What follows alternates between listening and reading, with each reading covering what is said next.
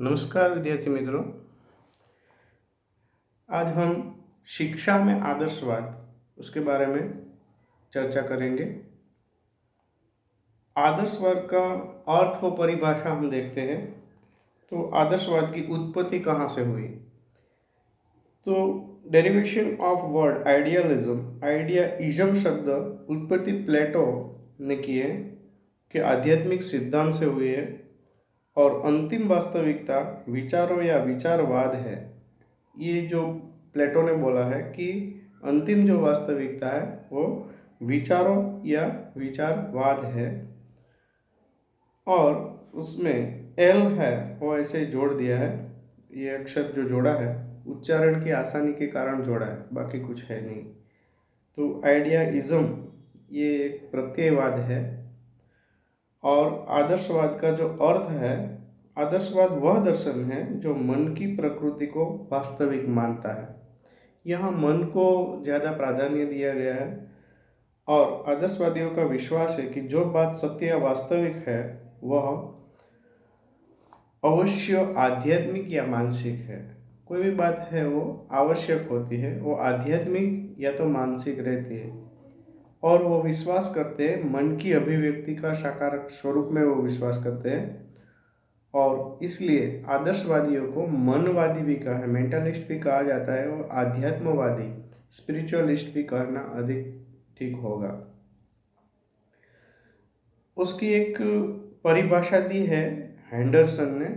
आदर्शवाद मनुष्य के आध्यात्मिक पक्ष पर बल देता है। उसका कारण यह है कि आध्यात्मिक मूल्य मनुष्य और जीवन के सबसे महत्वपूर्ण पहलू है। आदर्शवादियों का विश्वास है कि मनुष्य अपने सीमित मन को असीमित मन से प्राप्त करता है। वे मानते हैं कि व्यक्ति और संसार दोनों बुद्धि की अभिव्यक्तियां हैं, और वे कहते हैं कि भौतिक संसार की व्याख्या मन से की जाती है। जो भी संसार है उसकी जो व्याख्या है वो मन से होती है, और अध्यात्म में वो ज़्यादा मानते हैं। रोजन नाम का एक फिलोसोफर हुआ, उन्होंने एक व्याख्या, एजुकेशनलिस्ट हुआ, उनकी व्याख्या है, आदर्शवादियों का विश्वास है कि ब्रह्मांड की उत्पत्ति बुद्धि एवं इच्छा है और सब भौतिक वस्तुओं को उनके पीछे विद्यमान मन द्वारा स्पष्ट किया जा सकता है। तो मन को ये लोग ज़्यादा प्राधान्य देते हैं। और एक हॉर्न की व्याख्या है। हॉर्न ऐसा बोलते हैं कि आदर्शवाद का सार है कि ब्रह्मांड बुद्धि एवं इच्छा की अभिव्यक्ति है, विश्व के स्थायी तत्व की प्रकृति मानसिक है और भौतिकता की बुद्धि द्वारा व्याख्या की जाती है। तो ये तीन व्याख्याएं हमने देखी।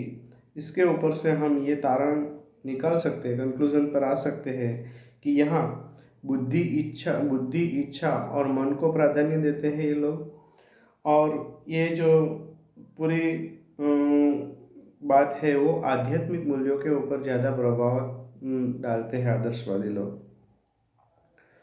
और उनका जो एक दृष्टिकोण है कि तत्व दर्शन में आदर्शवाद क्या कहलाता है, तो उस हिसाब से हम देखें तो ब्रह्मांड के दो पक्ष है, ज्ञानेंद्रिय पक्ष और एक वास्तविक जगत।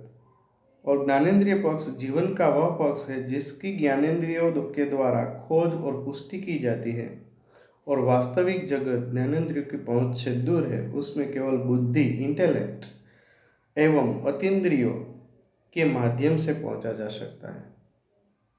तो ये जो बातें हैं वो उन्होंने तत्व दर्शन के हिसाब से आदर्शवादियों ने कहे हैं। और उनका मत है कि वास्तविक जगत में पहुंचने का एकमात्र माध्यम स्पिरिट है। मनस्वाद मेंटलिज्म के अनुसार वास्तविक जगत विचारों का जगत है, पर अध्यात्मवाद के अनुसार आत्मिक जगत है। तो ये लोग ज़्यादातर आध्यात्मिकता के ऊपर कंसंट्रेट हैं और भौतिक जगत को अर्थहीन मानते हैं। भौतिक सृष्टि का आधार मानसिक जगत है ऐसा बोलते हैं, बस बाकी कुछ है नहीं। और उनका ज्ञान शास्त्र में क्या प्रदान है तो हम देखते हैं कि वो बोलते हैं कि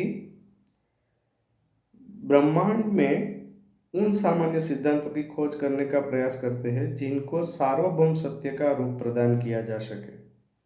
तो यहाँ सार्वभौमिक दृष्टि प्रदान करने का उनका ज्ञान मीमांसा की दृष्टि से प्रयत्न रहेगा आदर्शवादी लोगों का। और उनका कहना है कि सत्य का अस्तित्व इसलिए नहीं है कि व्यक्ति या समाज द्वारा उसको निर्माण किया गया है। इसके विपरीत वह मनुष्य उसके विषय में मनुष्य के ज्ञान से स्वतंत्र है। सत्य को खोजा जा सकता है। जब उसकी खोज कर ली जाएगी तब वह निरपेक्ष सत्य होगा। और उनकी मान्यता है कि ईश्वर या निरपेक्ष मनुष्य आत्मा सत्य है। ईश्वर सत्य है वैसा वो मानते हैं। और मनुष्य तथा निरपेक्ष मन या आत्मा परम सत्ता के गुणात्मक दृष्टि से समानता होती है। तो परम सत्ता का ज्ञान ही सत्य है ऐसा वो बोलते हैं। यानी ईश्वर की जो सत्ता है उसको वो सत्य मानते हैं।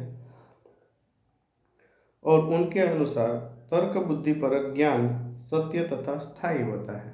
जो तर्क में बैठता है वो ज्ञान स्थायी होता है और वो निगमन प्रणाली के समर्थक है। ये बात नोट करने जैसी कि वो लोग निगमन प्रणाली में मानते हैं। मूल्य मीमांसा की दृष्टि से देखें तो व्हाट इज गुड, तो उसके विषय में आदर्शवादियों का कहना है कि सद जीवन को ब्रह्मांड से सामंजस्य स्थापित करके ही व्यतीत किया जा सकता है। दूसरे शब्दों में कहें तो निरपेक्ष सत्ता का अनुकरण करके ही शिव या अच्छाई की प्राप्ति की जा सकती है। हम अच्छा कार्य इसलिए करते हैं क्योंकि वह अच्छा है। आदर्शवादियों का मत है कि जब मनुष्य का आचरण सार्वभौमिक नैतिक नियम यूनिवर्सल मोरल लॉ के अनुसार होता है तभी हम उसको स्वीकार करते हैं। तो वो बोलते हैं कि व्हाट इज ब्यूटीफुल, क्या सुंदर क्या है। सत्यम शिवम और सुंदरम, ये जो ख्याल उनका है उसमें वो बोलते हैं कि निरपेक्ष सत्ता सुंदरम है। इस जगत में जो कुछ भी सुंदर है वह केवल उसका अंश मात्र है, अर्थात इसकी प्रतिछाया है। जब हम कला के किसी कार्य की सौंदर्य अनुभूति करते हैं तब हम ऐसा इसलिए करते हैं क्योंकि वह निरपेक्ष सत्ता का सच्चा प्रतिनिधि है।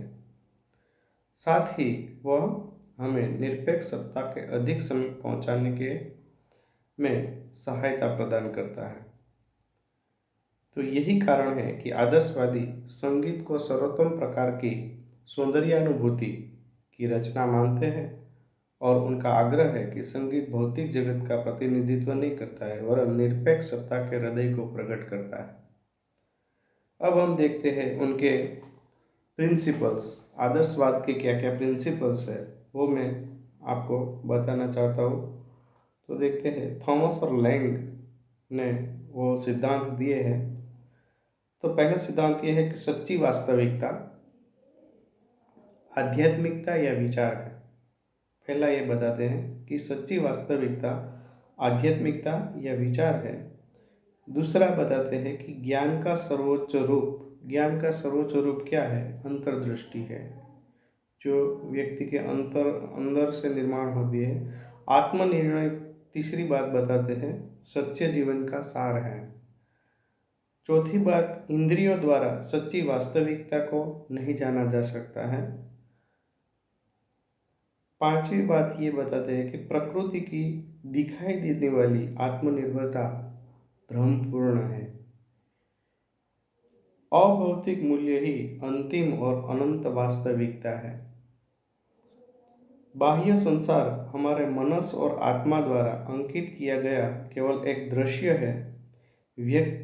एक आठवीं बात ये बताते हैं कि व्यक्तित्व विचारों और प्रयोजनों का मिश्रण है तथा अंतिम वास्तविकता है।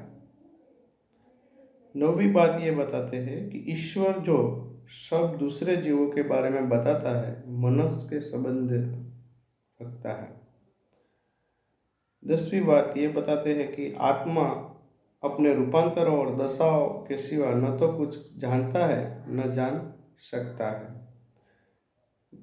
इसके बाद ये बताते हैं कि भौतिक और प्राकृतिक संसार जिसे विज्ञान जानता है वास्तविकता की अपूर्ण अभिव्यक्ति है। परम मौन एब्सोल्यूट माइंड जिसका अंश हमारा मन है में जो कुछ विद्यमान है उसके सिवा और किसी वस्तु का अस्तित्व नहीं है। 13वीं बात ये बताते हैं कि जीवन के वे पहलू जिनका सबसे अधिक महत्व है वह है विचार, ज्ञान, कला, नैतिकता और धर्म। विचार, ज्ञान, कला, नैतिकता और धर्म है। इसके बाद सत्य ज्ञान को प्राप्त करने का सच्चा साधन हमारा विवेक और हमारी मानसिक या आध्यात्मिक दृष्टि है। तो ये आध्यात्मिक दृष्टि के ऊपर प्रभाव डालते हैं। इसके बाद समस्त प्रकार के ज्ञानों में आत्मज्ञान अत्यंत महत्वपूर्ण है। आत्मज्ञान के ऊपर वो फोकस करते हैं। जिन गुणों एवं वास्तव विशेषताओं के कारण मनुष्य मनुष्य है उनके बारे में वे हमें गहरी जानकारी होनी चाहिए। तो मनुष्य क्या है ये जानकारी के बारे में ये बताते हैं। इस आधार पर आदर्शवादी दर्शन मनुष्य को ईश्वर की सर्वोत्तम कृति मानता है। जिस ज्ञान को मनुष्य प्राप्त करना चाहते हैं वह मनोवैज्ञानिक ज्ञान नहीं है। मनोविज्ञान हमें अस्तित्व का तंत्र और उसकी शर्तें बताता है। यह मनुष्य को विभिन्न खंडों में विभाजित कर देता है, फिर एक एक खंड का अध्ययन विभिन्न विज्ञानों द्वारा कराता है।